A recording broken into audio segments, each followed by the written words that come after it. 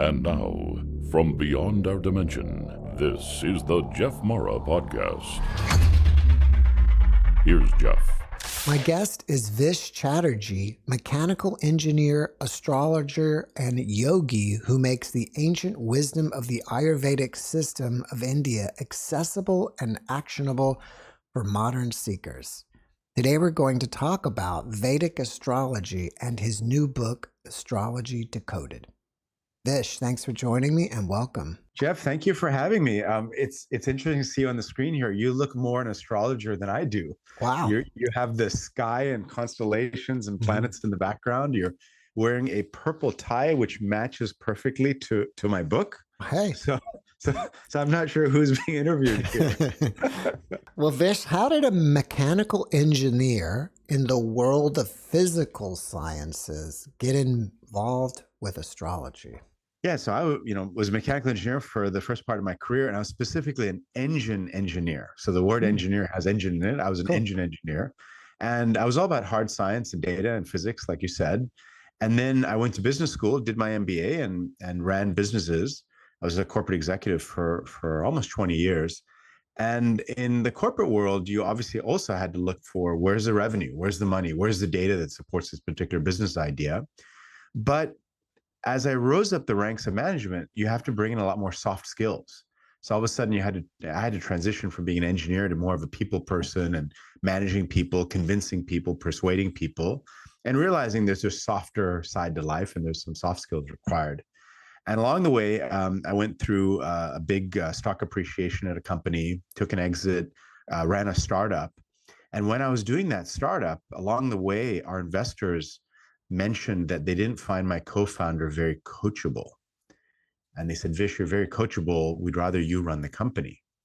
And I thought, what does coachability have to do with business? Why coach? Like, why is that important? Needless to say, the startup went through its ups and downs and finally exited out of that. And I became a coach. So about 8 years ago, I started my own coaching practice. And I started coaching leaders, executives, business owners in developing their soft skills to be better leaders. And my whole corporate career, I'd been practicing yoga every day diligently. I would get up in the morning, I'd do my yoga practice, I'd do my meditation practice, and then go off to the corporate world. And I used yoga and meditation as a calming, stress relieving tool. What I didn't realize was it has an entire body of philosophy beyond the mat that correlates perfectly with the leadership management trainings I'd been through as an executive. So I started to discover that the Indian system of personal development was literally the ultimate personal development system that exists. And every self-development mechanism out there is almost borrowing from that tradition. So I started bringing the yoga teachings, the yoga philosophy into my coaching work. And as I then discovered the Ayurveda mind-body medicine system, again from ancient India, there's a way to classify your unique mind-body constitution and then prescribe lifestyle and diet for that particular mind-body constitution. And what I did was I extracted from that and applied it to leadership traits, almost like the ultimate personality test. And any of your listeners that are in the corporate world, executives are always throwing out like DISC profiles, Strengths Finder, Myers-Briggs profiles, and trying to figure out who you are as a leader. And I found if I use these archetypes in Ayurveda, I could really figure out a leader and then give them a diet and lifestyle regimen to support their leadership and their executive presence in the company. So that's where it all started, bringing in Ayurveda and coaching and transitioning to that kind of a role. And along the way, many people in the corporate world pride themselves as being a type A personality.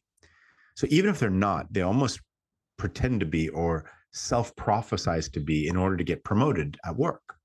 And so when I would give a quiz, a questionnaire to individuals and say, hey, fill out my quiz. I want to figure out if you're a fiery type or a watery type or an earthy type or an airy type, the results kept coming back as everybody was a type A fiery type. But that wasn't what I was seeing in front of my eyes. So I went to my Ayurvedic mentor, and his name was Dr. Suhas. I said, Dr. Suhas, my clients are cheating on the quiz. I'm getting bad results here. The quiz is not tracking. What can I do to really figure people out? And he said, look at their birth chart. I was like, what do you mean by their birth chart? He said, their astrology birth chart. I said, astrology? That sounds like nonsense to me. I'm an engineer. I'm a business executive. I'm okay with a personality test, but the birth chart to figure out somebody's personality, really? He said, no, try it. And so as an engineer, I said, okay, let me try it out. Let me see what happens. So I'd ask a few clients I trusted, can you give me your birth time, your exact time of birth, where you were born?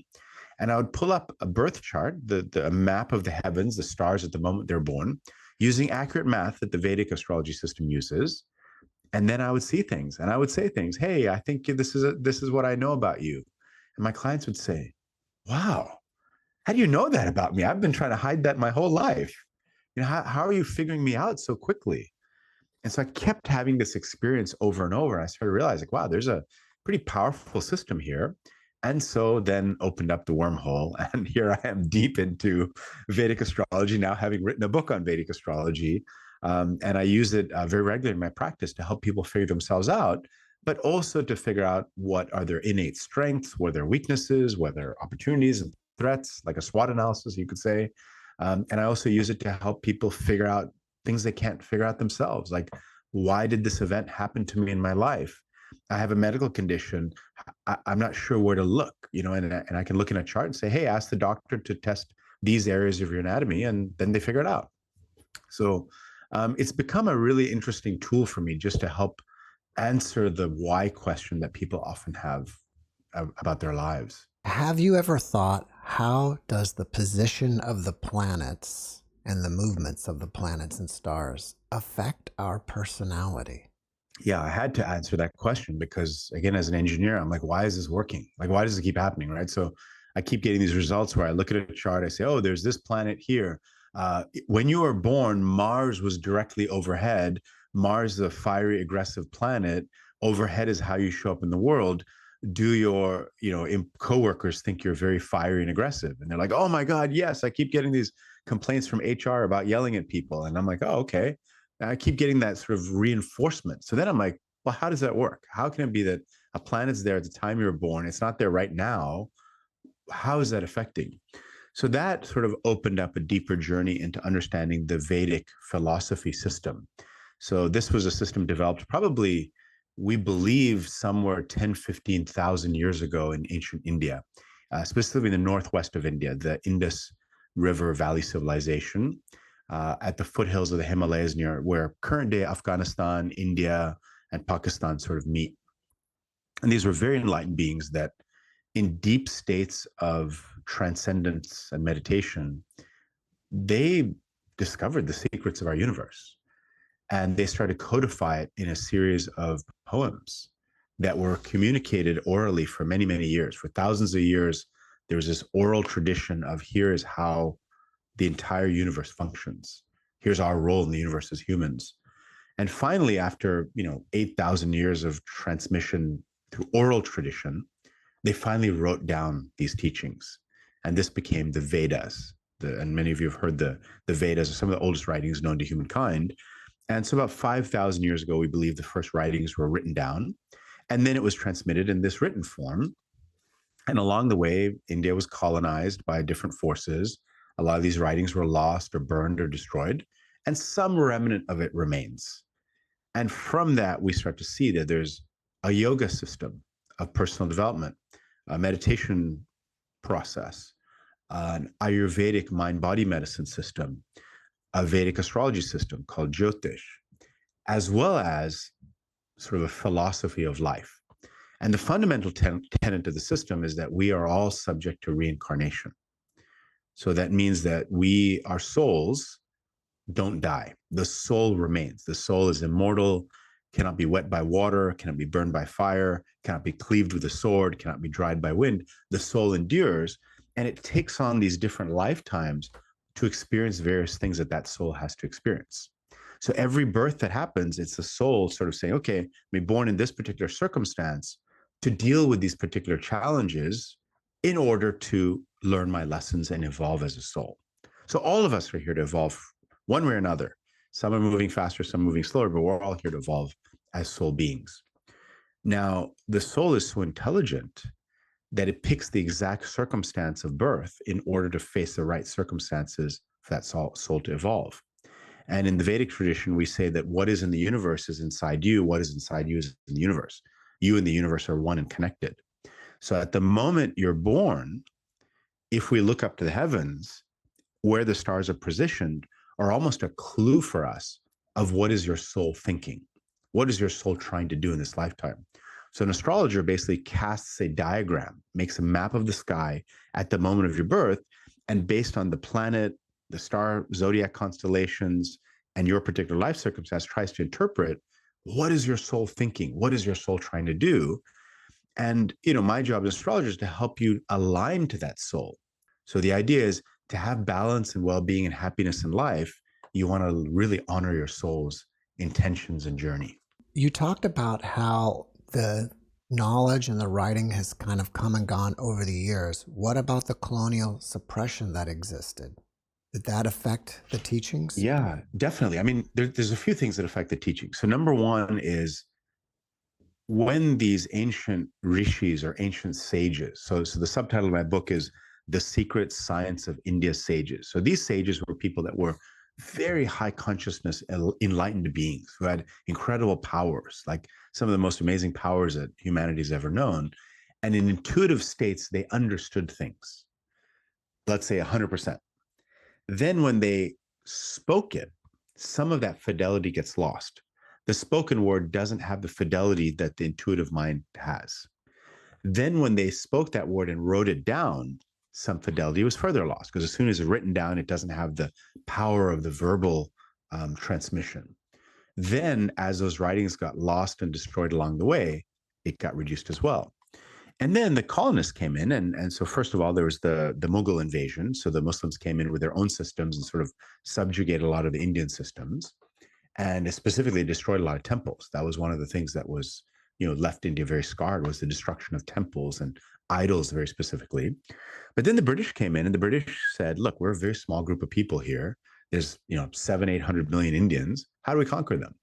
So very strategically, they found the families that were sort of in charge of the knowledge, and they were known as the Brahmins. And they said, hey, here's these Brahmin people. Let's convince them. Let's brainwash them with our Eurocentric view of the world. And if we have them in our control, we control the country, because everybody looks up to the Brahmins. And so my family is a Brahmin tradition. So maybe 15, 20 generations ago, we had this knowledge system. We understood Ayurveda. We understood Vedic astrology. We understood the rituals, the systems, the prayers, the mantras, the chants, all of it. And then somewhere maybe 5, 8 generations ago, the British said, hey, you're this kind of weird magic stuff you do around a fire, all this chanting incantations, this kind of witchy, wizardy thing. Stop doing that. Look at, you're wearing these funny looking clothes. Let's give you suits and ties, nice British tailored clothes. Let's send you off to get educated in England or in a British style schooling, and we'll give you the best jobs. And if you don't do what we tell you, we're going to make sure you're destitute and have no opportunity, and your future generations are screwed, basically, right? It's a colonist way. So my family said, okay, we'll adopt that. And so we became Western educated into very senior positions in India, helped the British sort of rule things, and along the way lost all our traditions.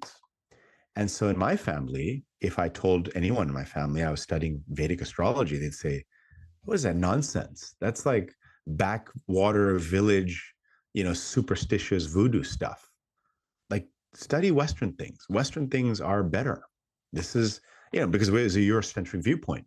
So even for me, I had the skepticism coming as an engineer, but also as a product of colonization. So kind of this double whammy. So not only do the scriptures get lost, but the knowledge and relationship to them also, that consciousness got reduced. And so part of my life purpose now is to try to reconnect to my ancestors before that colonization time, to try to, connect to that knowledge system and tradition. Have you been to India? Yes, many times. So as a child, I grew up in Hong Kong, another British colony. So it's a double whammy of colonization. And I saw firsthand how the native Chinese people were subjugated by the British colonists in my childhood. But then we went to India twice a year as a child. I would always go back, and even to my teenage years. But it was always in a very sort of curated way. like, family get-togethers, nice restaurants, kind of, very colonial leaning kind of, the cool colonial kind of way of existing. But it wasn't until I finished college, I finished my engineering degree, and I went back to India and I decided to backpack. And I really like lived out of a backpack, sleeping on train station floors, hitching on the backs of buses, like sitting on the roof of the buses, and really connecting to people like at the village level. And I went to the Himalayas and I did some pilgrimages up deep into the Himalayas. I stayed in caves with these ancient caves where Babas live. And a Baba is literally a person who's renounced their whole material life and gone into 100% focus on their spiritual evolution. And you meet these people and they are just remarkable. Like they're literally living with a loincloth in freezing weather, living in a cave. And they have this kind of aura about them. They have this spiritual aura about them that you feel. And along the way, one of them, I think, guided me to a yoga center, a yoga teacher, who's now one of my dear friends. And I started on that yoga journey, about 25 years ago. And so that sort of unlocked this sort of seed of connecting to the traditions. And I've been, practicing yoga for a long time, and then opened the door to Vedic systems. One of the things about the Vedic system is whatever path you start down, it opens up the doors to the other paths. Well, what's the difference between Vedic astrology and Western astrology? Yeah, so Vedic astrology, I'd say first off, it comes from a 15,000-year tradition. And it's integrated with all these other sciences of yoga, Ayurveda, Vedic philosophy, the concept of reincarnation, the concept of karma. Western astrology almost, to me, feels a bit orphaned from the whole thing because it doesn't have these integrated systems around it. It's just sort of this thing, it's like pop culture, like, what's your sign, and then there's sort of this psycho pop thing that happens. And Western astrology, I believe, is about 2,000 years old in comparison. And the way that I come to that conclusion is the calculations are very different. Vedic astrology, what you see in a birth chart is actually what you see in the sky. So when a Vedic astrologer calculates the position of the stars and planets when you were born, that's accurate if you looked out the window and looked at the stars. The Western astrologer, when they calculate it with the tropical zodiac, that calculation on paper does not match what it is when you look out the window. It's not observable in the sky. There's sort of this divorce between the reality of the sky and the Western horoscope. So I think that's the fundamental challenge, is that the calculations are different. And even in Western astrology, they call it a sign because it's not really there. But in Vedic astrology, we call it a Rashi, which means a heap of energy of a constellation, because the actual constellation that's there that actually has energy. So you have to calculate correctly to see how that energy is affecting you. So the fundamental calculation difference, I think, is a big one.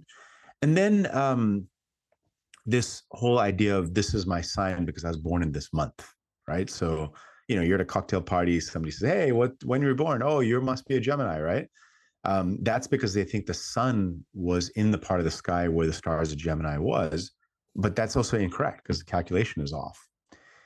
If you correct the calculation, still in the Vedic system, we don't focus on the sun sign because it's very generic for everybody in a 30-day period. That's why for a lot of people, the Western astrology doesn't line up for them. They're like, it kind of works. I could read any sign and it sort of applies to me. But in the Vedic system, we really zoom in on the rising constellation. That means at the moment of your birth, if you were to take a telescope and look to the eastern horizon, what actual zodiac star constellation was rising at that eastern horizon? And that is really what your personality, your true soul personality. And that changes every couple of hours, and it changes depending on where on Earth you're born. So two people born on different parts of planet Earth would have different signs on the same day. Two people born in the same planet Earth spot, but an hour apart, would have different signs. So unfortunately, at a cocktail party, you can't ask somebody when were you born and figure out their sign. You'd have to calculate it. You need some computing power to do that. I've heard that when a person thinks that they're Gemini or whatever, that it's actually not even really true due to something called the procession of the equinox, and everything has shifted from where it was 2,000 years ago. So you're really like off a month. Does that make any sense to you? Yeah, exactly. So when they say I'm a Gemini, they're saying that the sun was in the part of the sky where Gemini was there, but Gemini wasn't there because it's shifted. And then, of course, if you go to the rising constellation, then it's a much more accurate, but again, you have to calculate the right way. So what happened is that the Indian system, when they looked up at the star, the sky and the stars, they picked a fixed star in space. And they said, okay, this star is our marker. And from that marker, we're going to calculate the whole zodiac from 0 degrees of Aries into Taurus, into Gemini, all the way around to Cancer, until we have a 360 degree span of space, right? Like a circle is 360 degrees. And that 0 degree point will never, ever move. 20,000 years ago, 10,000 years ago, today, 5,000 years from now, 50 years from now, it doesn't matter. That spot is fixed in space. That's the Vedic calculation. The Westerners picked the same spot 2,000 years ago. The two zodiacs aligned. 2000, around 200 AD, they said, yeah, okay, that's 0 degrees of Aries. But they tied it to the sunrise in the spring at the vernal equinox.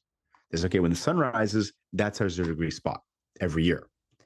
But it's a moving spot because every 72 years, that sunrise spot shifts due to the way that the Earth rotates and wobbles on its axis, which is what you call the procession of the equinox.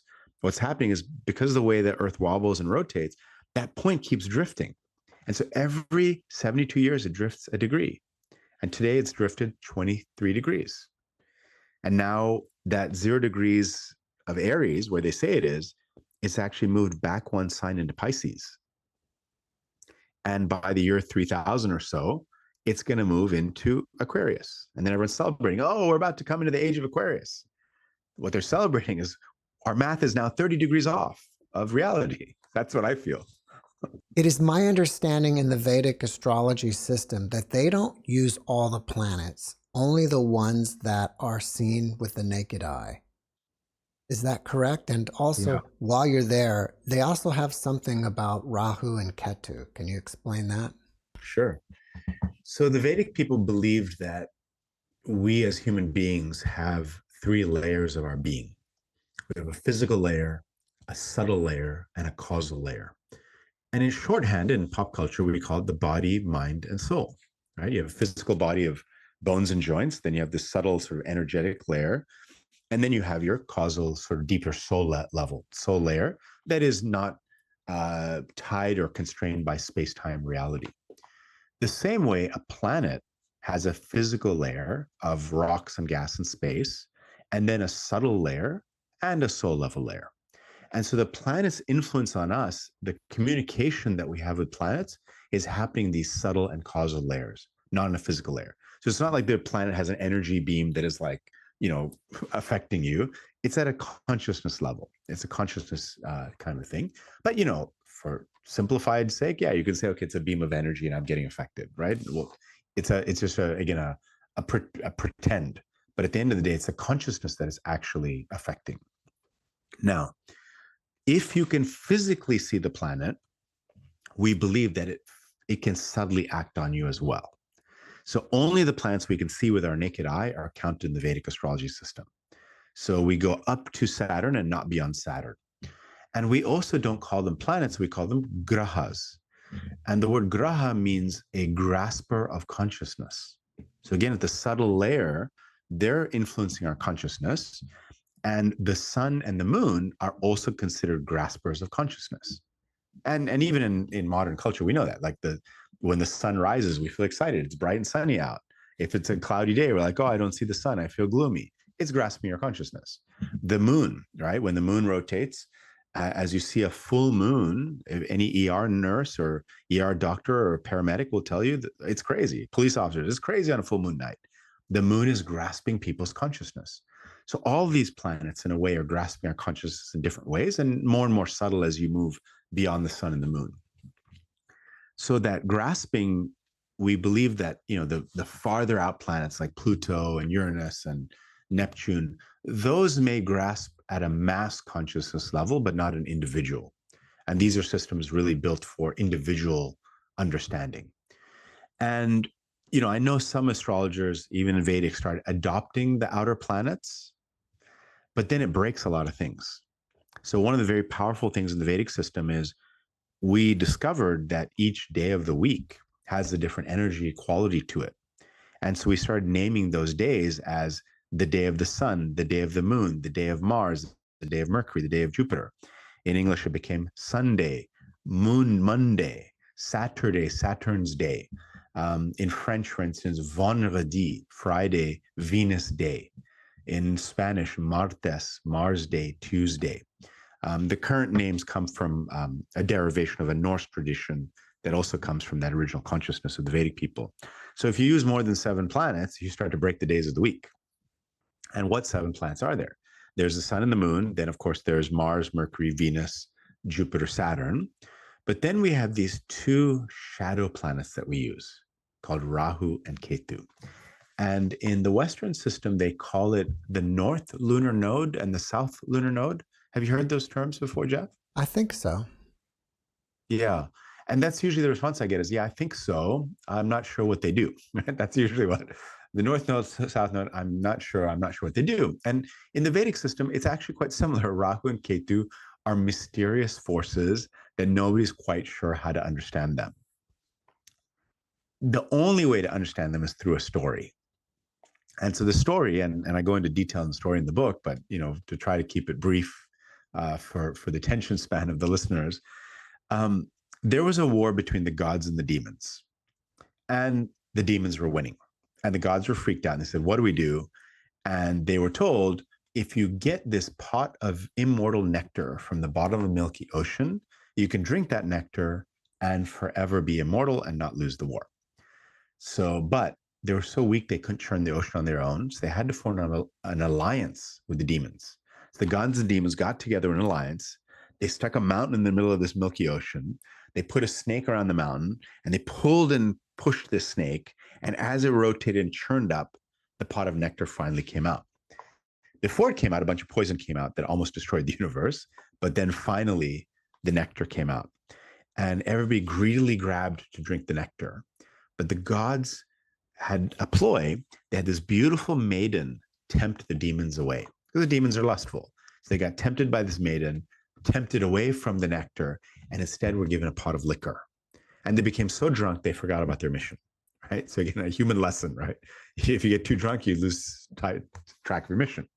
The gods, meanwhile, drank the nectar, but the snake snuck in and, disguised as God, also drank the nectar. At that moment, the sun and the moon, the light planet, said, "Wait a minute, this is an imposter. I see through the disguise." So the Supreme Lord appeared with a discus, threw it, and chopped the demon at the throat. But it already drank the nectar, so it was immortal. The head became Rahu, the tail became Ketu. So Rahu rules obsessions, where you want more and want more and want more, but you can't get enough because there's no body, so you never feel satisfied. It just wants to eat, but it never feels full because it has no body. And Ketu is the tail that's been cut away that says, "You know what? I'm out of here. I don't need this. I don't want this anymore." So Ketu is connected to all things that you lose in life, things that get cut away from you. It's also a spiritual indicator where you have to give up everything. Rahu and Ketu are always opposite to each other in the chart because one is the head and one is the tail, cut away. They're also eclipse points. Because the sun and the moon were the tattletales, Rahu and Ketu are always trying to swallow up the sun or the moon, but because there's no body, the sun and the moon comes out the other side. So when you see an eclipse, that is Rahu and Ketu trying to swallow up the sun or the moon, and it's coming out the other side because there's no body. And it's scary. Like the sun is getting swallowed by this serpent. But then you realize, who is the serpent? It's our own shadow. When an eclipse happens, it's either the shadow of the earth or the shadow of the moon. The earth is where we live. The moon is our mind. It's our mind shadowing our consciousness. So that's why eclipses become very powerful, energetic points where things can go wrong. And of course, when you have internet issues and everything cuts out on you, it's Ketu saying, "I'm cutting this away." When you're doing anything in media, it's Rahu saying, "Hey, I need to go big. I need to spread. I need lots of people to hear and see and watch this." That's a Rahu energy. The color purple is connected to Rahu, right? And you're wearing lots of purples. And so Rahu's sort of showing up and saying, "All right, let me see what what am I going to do today's show? What am I going to do to today's show? Well, what do you need to be able to do somebody's chart? So you need a birth time. So you need the exact time of birth. You need the year, and then the date, and then of course the location. And I've also been able to, there's also a technique where you can pull a chart for the moment. So we can say, the moment that you show up in an astrologer and ask a question, that is a special moment. And so you can analyze a particular moment. And so I pulled a chart for right when we got started this morning. I said, hey, let's see what happens, right? I'm getting on a podcast with Jeff. What's this topic going to be about? So I pull a chart for myself here in Redondo Beach, because that's my location as the astrologer. And on the eastern horizon, so directly east from me, rising, if I had a telescope and I could look out and it wasn't so light out, I would see the constellation of Scorpio rising on that eastern horizon. And Scorpio is the sign of secrets. And what are we talking about? Secret stuff, right? Scorpio is the sign of the occult, the things that are hidden from the mainstream, the things that aren't normally discussed at everyday conversation. That's Scorpio. However, on the eastern horizon was also the planet Mercury, which is the planet of expression. So it's going to be about expressing of these secrets, which is what we're doing. And Venus is rising. And Venus is a planet of charm and charisma and happiness and comfort and love and prosperity. And so I already knew from the moment that I'd probably speak it in a very happy, comfortable, charming way. If Venus wasn't on that eastern horizon, it would have been different. So let's say Mars was on the eastern horizon, I would have been more forceful. There would have been more of an argumentative kind of an interaction. Venus is harmony, so we're having some harmony. So just by the moment of the chart of the moment tells you a lot. However, I see Saturn was directly underground for me right now. And Saturn is a planet of some gloom and some sadness. So I would say from that, there's some people listening that are going through some very sad times. They're going through some challenges, some hardships, some psychological gloom. They're perhaps dealing with some darkness, I would say. And let's see what else I see. Rahu and Ketu. Yeah, so the moon is in what's called the 12th house locations. The moon is just below the Earth's surface at the moment and is just set, I guess. And it's with the sun. So we just came off a new moon. The moon's a bit dark. And so people are feeling like, kind of like, how do I get out of this darkness? How do I get out of this sort of feeling? But there's hope because the moon is about to get brighter and brighter as we go day to day. And the moon and the sun are looking in a very spiritual location in the chart right now. So people, if you're listening and you're feeling kind of gloomy, kind of sad, kind of hopeless, this is a time to be hopeful. And you'll find that hope through spiritual practices. Whatever your faith is, whatever your tradition is, doesn't matter. Honor that, and you'll start to find some ease from that gloom. So that's an example of reading the chart of the moment. I've had a handful of guests from India, and obviously a handful can't represent a billion people. But from talking to these people, it seems like the general population isn't that spiritual there anymore. What is your take on that? Yeah, that's a really good, complex question. So when you go to India, it feels like spirituality is everywhere. There's rituals taking place, people chanting, people in temples, there's deities everywhere. I mean, the whole country follows the astrology system. Over 1 billion people on the planet right now, especially Hindus, are definitely using Vedic astrology daily as part of their life. All the festivals and temples are tracked based on astrology charts. When you go to temple to do a ritual, they ask you about your chart so they know how to do the ritual properly for that. So that's all there. However, it has become more of a religious thing. So the Vedic system was a spiritual system from 15,000 years ago, and it was beyond religion. It was a system beyond religion. It was a system of understanding human consciousness and developing your own consciousness to go beyond the gods even. Kind of like how Rahu and Ketu tricked the gods and took the nectar. The idea is that you eventually go beyond the gods as an individual spiritual seeker. Then about 8,000 years ago, the Hindu religion started to develop. And the Hindu religion sort of descended from the Vedic tradition. And so the Hindu religion became a religious system that honored a lot of the Vedic teachings, but became more of a systemized religious thing. And as we all know, when you get organized religion, and it organizes the religion, but it disorganizes the spirituality. And so it becomes sort of this rote practice, right? And so when you go to India, there's religion everywhere, but they've sort of forgotten why things are happening the way they are, why things are being done. So when you go to a temple in India, usually the priest will take some turmeric, a paste, and they'll put it on your forehead, and you'll end up with this orange or red dot on your forehead. And if you ask most Indians why they do this, oh, that's what you're supposed to do. You go to the temple, the priest does that for you. But why did you do that? I don't know. You're just supposed to do it. And that's the end of the answer. So that's sort of the religious pieces. I had to do it. That's what's supposed to be done. The spiritual pieces, well, orange is the color of Jupiter. Jupiter is a planet of wisdom and knowledge, expansion, and connection to God. So Jupiter's color is orange. Jupiter's root is turmeric. Its actual physical herbal root is turmeric. And so when you have turmeric, it opens up access to Jupiter. When you stick turmeric powder on your third eye, like from the yoga tradition, the Ajna chakra, the third eye is considered the portal to the divine. So when they put that orange powder there, it's to open up your portal to higher dimensions of Jupiter. Very few Indians would understand that because it's a religious thing. Spiritual wise, there's a science behind it. Why do you put red? Red is connected to Mars. Mars is a planet that rules blood circulation and health. And Mars also rules accidents. So when people then add red on top of it, the red and a lot of the threads that they give you in the temple, they're red to protect you from Mars type activity, Mars types accidents, sudden bad things, and to improve your blood and heart and circulation. So that's where I think, does that explain the comments that you've heard from Indian guests? I think one of my guests put it best, and he was saying that the people of India now are working and have busy lives, and they just kind of lost interest. Yeah, I mean, that's been interesting for me because to do a lot of the rituals, it takes a lot of time. It takes a lot of time and energy. And, again, the British were like, hey, you need to work and you need to produce and it needs to be a productive society. And if you're late to work, I'm going to fire you.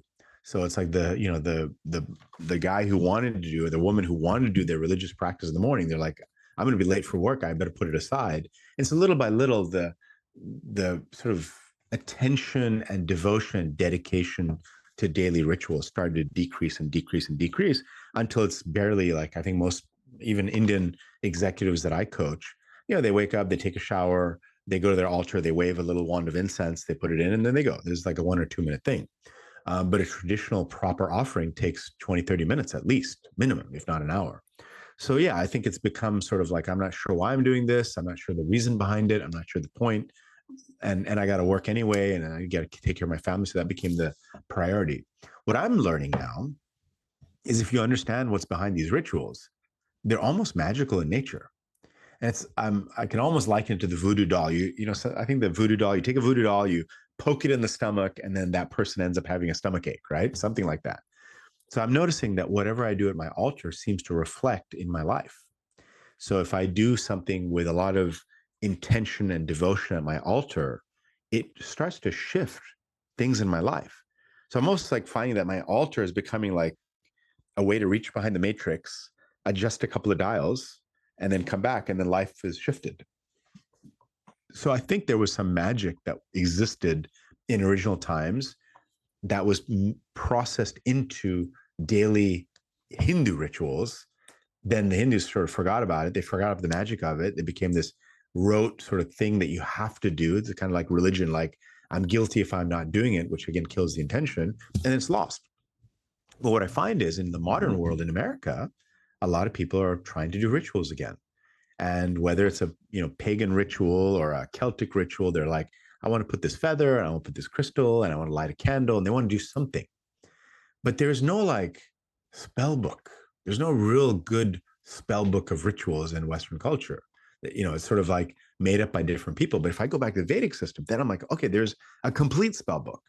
And so I'm trying to find ways of taking what was this complex esoteric system and make it palatable for today's modern world.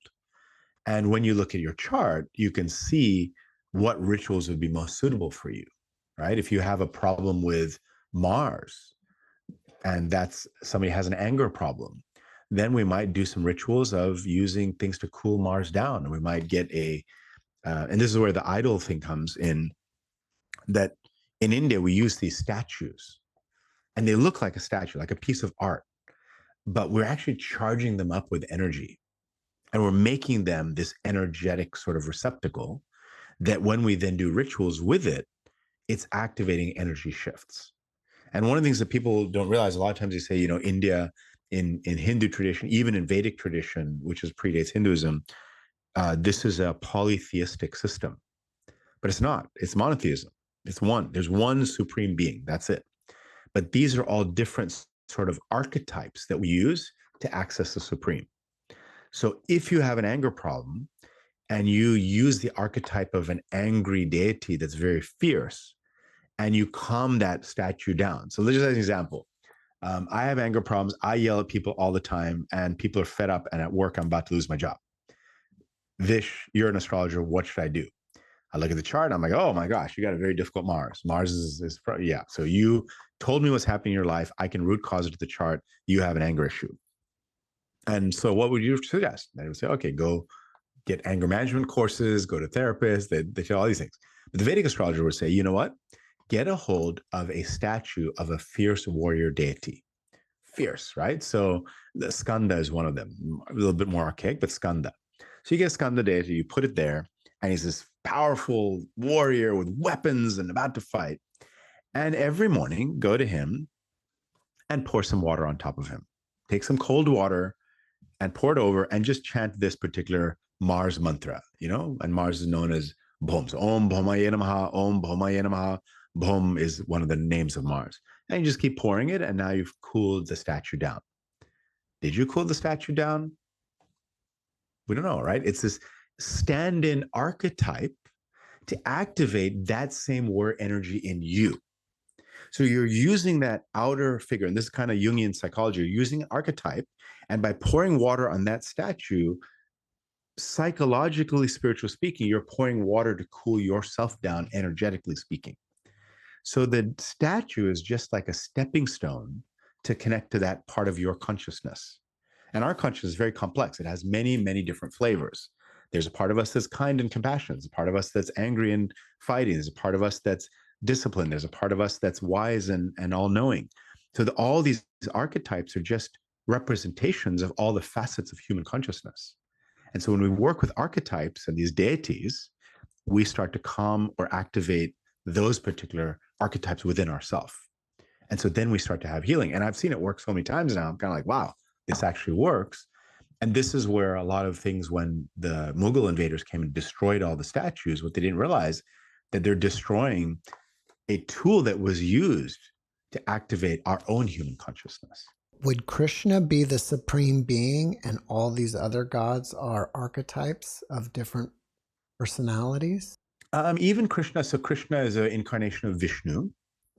And so you could say there's like multiple departments, right? Like there's the president, and then there's all these different departments. So you want a driver's license, you don't go to the White House and say, can I get a new driver's license? You go to the DMV, right? So the DMV is one of the departments.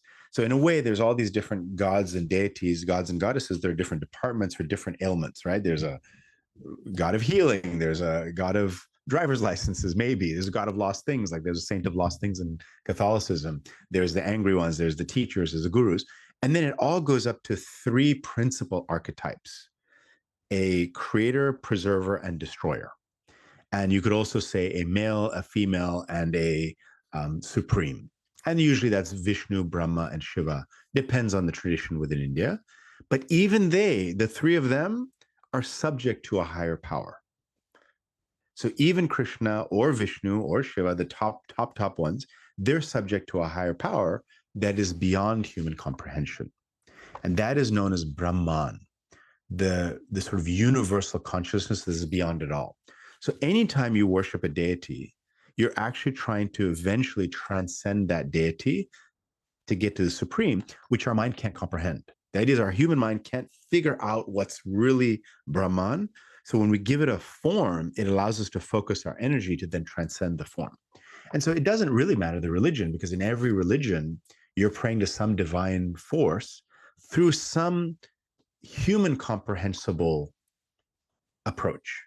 So it doesn't matter the religion, you're somehow accessing the divine through what your human mind can grasp at.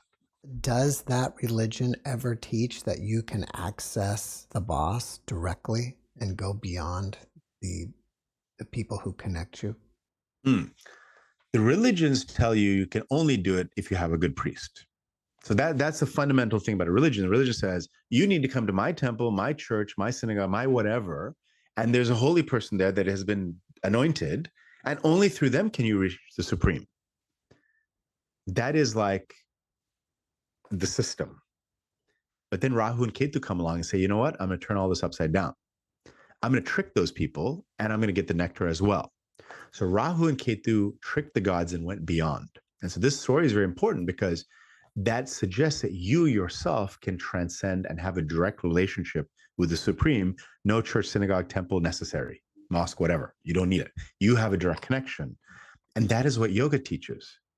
And this is why yoga has its controversy, even in India, because a yogi says, I'm going to connect through my energetic chakra system and activate the divinity within myself. No need of a priest. Blasphemous, right? Blasphemous is yoga system. And in yoga, and it's interesting because of all the mute button things I'm seeing, that's a Ketu thing. Ketu's kind of saying, hey, we need to talk about this. It's a secret. Let's talk about it. So the secret is that in yoga, we have 7 chakras in the subtle anatomy of the body. You've heard of the chakras, right? In yoga? And different poses, different asanas, different poses, different breathing techniques, different meditations, they start to activate the chakras. The tailbone at the root chakra is connected to Ketu. The head, the crown chakra, is connected to Rahu. And when you do yogic practices, you're trying to raise, and they call it the Kundalini energy. You're trying to activate the Kundalini energy, which is said to be a coiled serpent at the base of the spine. So what you're activating is this coiled serpent at the Ketu base of the spine. And as it slowly rises up the spine through the different chakra points, you want to connect it to the crown, which is Rahu. And so when you're a yogi and you connect those two energies, you literally reconnected Rahu and Ketu, who had the power to outsmart the gods. So Rahu and Ketu, when they connect, lead to a Kundalini experience, lead to enlightened experience where you're beyond requiring priests or temples or anything. So that's where the controversy happens. The yoga system is it sort of allows you to be a DIY accessor of the divine. It's cool. Thank you for sharing that. How do people use Vedic astrology if they want to plan events like weddings or changing jobs or something like that? In Vedic astrology, when you cast your birth chart, the chart is a static snapshot of the heavens at the moment of your birth. But then the planets are always moving in space constantly. And you go through different planetary periods in life as well. So there's again, different to the Western system, we have these dasha or planetary periods.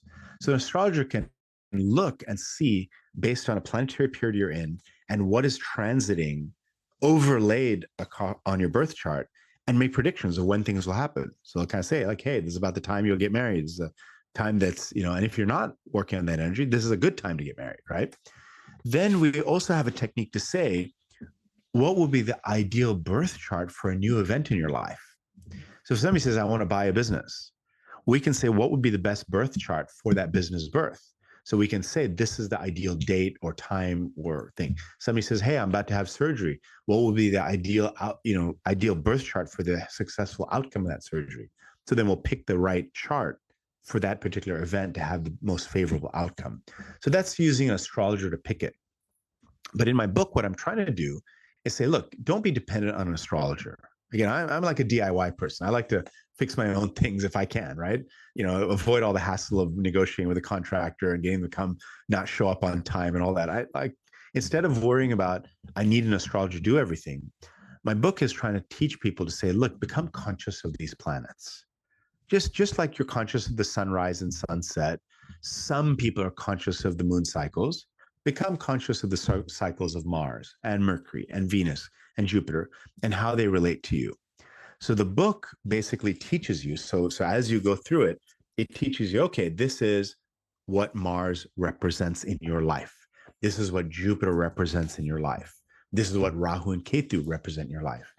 And when you have certain events happen in your life, try to interpret this event that just happened in my life, not out in space, thousands of miles away. This event that happened in my life right now, what does that say about what that planet is doing in my life? I was walking on the street and this really angry, red-faced man started shouting and screaming at me. Okay, that's Mars. Mars is shouting angry energy. Something's going on with Mars in my life. I need to calm that energy. I went to the store and this wise woman started talking to me and sharing with me this amazing philosophy. Oh, that's Jupiter energy. Jupiter is the planet of philosophy and wisdom. Somebody invited me to be on a podcast. Oh, podcast is media, spreading things in a wide area. That's a Rahu energy. Oh, my podcast host is wearing a purple tie. There must be some Rahu thing going on. Like this could go very wide and far because it's Rahu energy. So you just look in your life right in front of you, what's happening and how that's activating things in your life. So rather than being dependent on priests and astrologers and temples. This is a little off subject, but do you watch Bollywood movies? Yes, I do. Have you seen that movie, What's Your Rashi?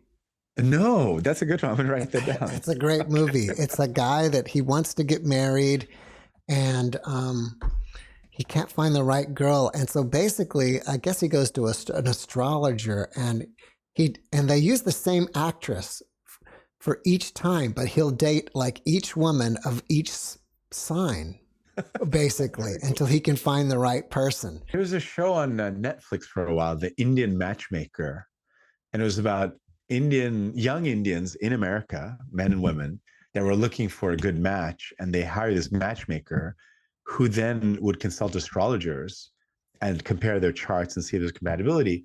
But she also consulted a face reader. So, and again, part of this Indian tradition is you have astrology of the planets and the stars and the chart, but there's also the palmistry tradition as well as the face reading tradition. And whatever is in the face and the palm is reflected in the chart and vice versa. So, a good face reader in India can look at your face and make predictions about your chart and in your life based on your facial structure. It's quite interesting. Wow. In my calendar, it just puts things there for me without me, having to do anything. And for example, what I noticed was that Diwali was the other day. Yes. Did you celebrate that? And if so, can you tell my audience about what that is? Yeah. So Diwali is the festival of lights, and it's a big, big celebration in Indian culture. And it's usually a worship to the goddess Lakshmi, who's the goddess of light and prosperity. And what's interesting is the Indian festivals are all timed, again, based on astrology charts, and they are actually portals to access certain energies. So the average Indian doesn't know. They're like, hey, it's Diwali. We need to have a party. They get a party. They invite a bunch of people over, have some food, sweets. Everyone celebrates. Like, oh, yeah, high five. We did our Diwali party. It was so cool, right? Some more religious Indians say, you know what? This is a special day. I should go to the temple and do some worship. An astrologer knows these are portals, right? So if you are struggling with Venus in your chart, Venus is a planet that is prosperity, wealth, and happiness. Venus is represented in Indian tradition by the goddess Lakshmi. She is the goddess of prosperity, wealth, happiness, comfort, love. So that archetype, you have almost like special VIP access to that archetype on her specific festival. So if you worship Lakshmi and do rituals to her on her special day, it's almost like you have this direct hotline to reach and get that benefit back.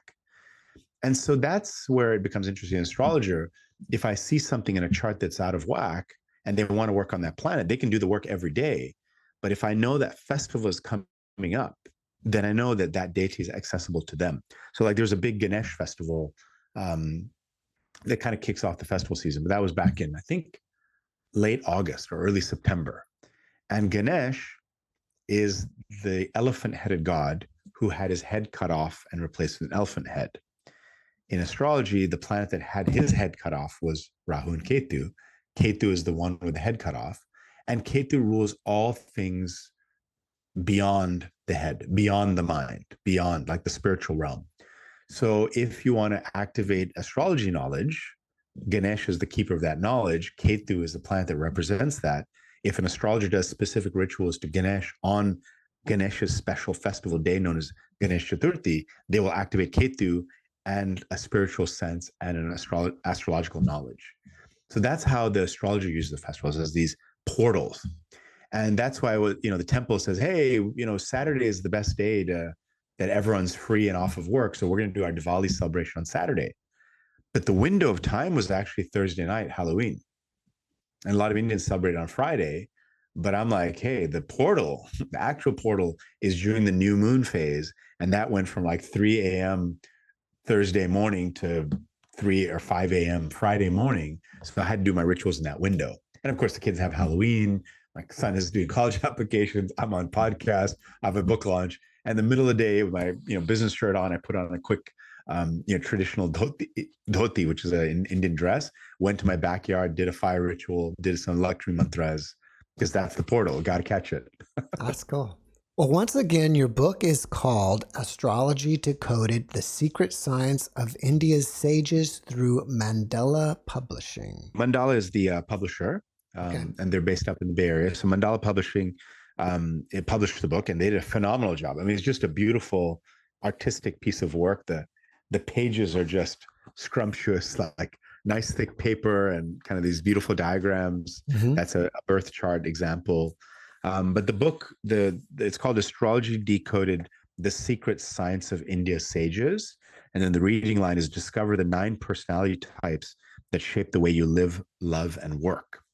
And it's just a very entry-level way for everyday people to access this knowledge of the Vedic astrology. And like you said at the beginning of our podcast, Jeff, the Indian Vedic system is very complex. And I feel like part of my life mission is to take that complexity of my ancestors and really distill it down to what really matters for our people today and our life today. And so this book is just a very entry level, how to understand the planets, how to understand and recognize them in your life. Then once you understand them, you can create a birth chart. So on my website, vishchatterji.com, you can access a birth chart calculator and calculate your own birth chart. And then you can use the book to try and interpret your chart and notice what planet is your ruling planet of your whole chart. And that represents your soul personality. And then I give very specific rituals and remedies that you can do to sort of access and manage that energy to be just more happier and balanced in life.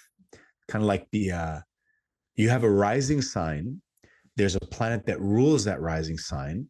If you take care of that planet, it's almost like a rising tide that lifts all areas of your whole chart. Well, if people want to find out more about the book, do they go to Amazon or your website? Yeah, Amazon sells it. It's on Amazon. It's the #1 bestseller in the astrology category, at least this week it's been. So you can definitely go to Amazon. That's the place to buy it. If you go to vishchatterji.com, there'll be a link to buy the book. And when you click it, it takes you to Amazon. So, but you can buy it wherever books are sold. If you have a thing against Amazon, independent bookstores have it. Barnes and Noble has it. I mean, Walmart, Target, it's everywhere. It's worldwide. Amazon, I know there's mixed feelings on Amazon, but as an author, if you do well on Amazon, then independent bookstores notice and they say, okay, we'll carry this book too. It's almost like I need the Amazon momentum now to get the independent stores to say, you know what, this is a book worth carrying. So please, if you're listening, watching, please go support me, order the book. It'll be a journey into the vortex as you read it. I can guarantee you that. It's one of those books that, especially the physical copy, just the paper, the feeling, the artwork, you're just going to melt into it and enjoy it with a cup of tea or cup of coffee, and you'll just sort of be lost in the stars for an hour or two of your day. If people have questions about the book, can they contact you on your website? Yeah, there's a contact form. Obviously, I've got quite a volume of requests, but I try to get back to everybody the best I can. Simple questions I can answer quickly. An email, if somebody wants to go deeper, they can always book time with me and we can go deeper into their chart. But really start with the book. I think the goal is that read the book, learn from that. And then there's a lot. Guru Google has a lot available too. I say Guru Google because when you ask Google anything, Google seems to have an answer. So, not always the right answer, but It's like a guru Google. So a lot of things in astrology too is there. So simple concepts you can usually research and look it up. But if you want something personalized, obviously you need to talk to an astrologer. Well, Vish, before we finish up, can you leave us with a last positive message? Yeah, the positive message would be that everything that is happening in your life actually has a reason behind it. And it may not make sense. And sometimes astrology gives you that consolation that it's supposed to happen. But you're never given anything in life that your soul can't handle. So whatever challenge you're facing, it's because your soul has that resilience to handle it. So, learning to accept and be grateful that you're just going through some karma, and it's not always forever. There's always a next step. There's always a beyond. There's always a next happy moment. Difficult times come, but then they go away and there's happiness again. It's all in waves. And the best thing you can do is approach your karma with the most grace that you can. Vish, thank you for your message, and thank you for being my guest. Thank you for having me, Jeff. It was my honor to be on this show. Really appreciate it. Thanks for watching the JeffMara podcast. I really appreciate you. Another way to show support is through YouTube memberships. And if you do, there are loyalty badges and other perks depending on your level of membership. All you need to do is click the join button underneath the video to find out more. Thank you for your support.